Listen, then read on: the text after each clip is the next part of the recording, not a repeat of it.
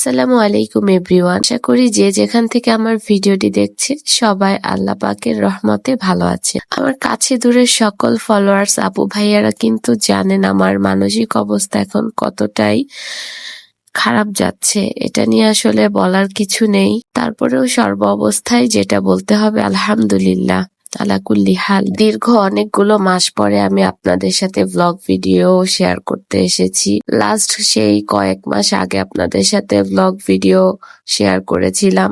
তখনকার জীবনটা আমার ছিল একদমই অন্যরকম, আর এই কিছু মাস পরেই যে আবার আমার জীবনটা এরকম হয়ে যাবে সেটা তো আমি কখনো ভাবিনি।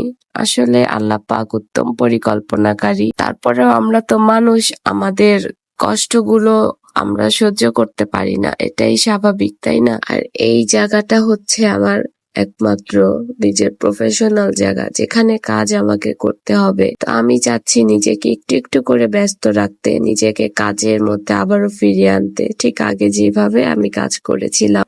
আসলে নিজেকে যতটা ব্যস্ত রাখা যায় সব কষ্টগুলো না ততটাই দমিয়ে রাখা যায়। সিনান কিন্তু তার লাইফের ফার্স্ট টাইম আজকেই হচ্ছে বৃষ্টিতে ভিজছে, কেননা এর আগে কখনোই এই সুযোগটা হয়নি যে ও বৃষ্টিতে ভিজবে। ভিজতে দেয়া হতো না আসলে। আর আমিও বেশ কত বছর পরে যে বৃষ্টি দেখছি আমি নিজেও জানি না, কেননা একটা সময় তো সে আমাকে আটকাতো বৃষ্টিতে ভিজলে জ্বর হবে, অসুস্থ হয়ে যাব।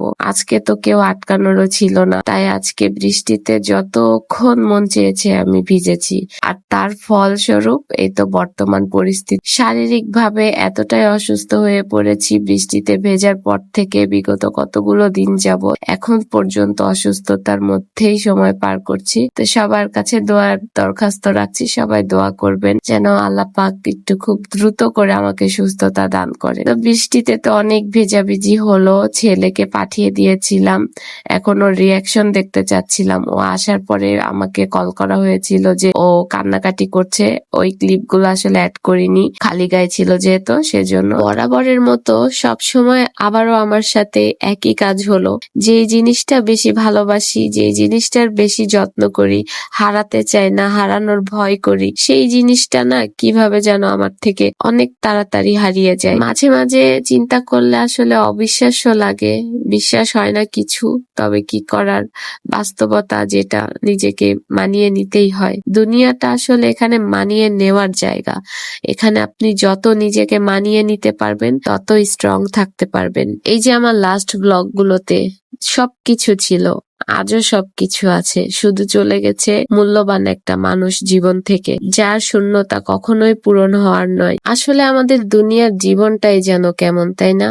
এখানে দেখুন সব কাজ চলছে, সবকিছু হচ্ছে, কারোর জন্য কোনো কিছু কিন্তু থেমে থাকছে না, থেমে থাকবেও না। যারা চলে গিয়েছে তাদের থেকে আমাদের শিক্ষা নেওয়া উচিত যে তারা চলে গিয়েছে, তাদের জন্য কি কিছু পড়ে আছে, কিছু ফেলে রেখেছি আমরা? না, ফেলে রাখিনি।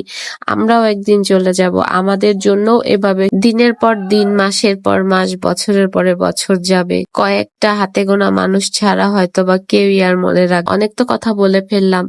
এই প্ল্যাটফর্মে আমাকে স্ট্রং হয়ে দাঁড়াতে হলে অবশ্যই আপনাদের সহযোগিতা আমার অনেক বেশি প্রয়োজন এই মুহূর্তে। আশা করি আমার সকল আপু ভাইয়ারা আমার পাশে থাকবেন, যেভাবে ভালোবাসা দিয়ে যাচ্ছেন সামনেও আরো বেশি ভালোবাসা দিবেন। আর কে কোথা থেকে আজকে আমার ভিডিওটি দেখলেন কমেন্ট বক্সে অবশ্যই জানিয়ে যাবেন। আজকের মতো ভিডিওটি এখানেই শেষ করছি। সবাই সুস্থ থাকবেন, ভালো থাকবেন। আল্লাহ হাফেজ।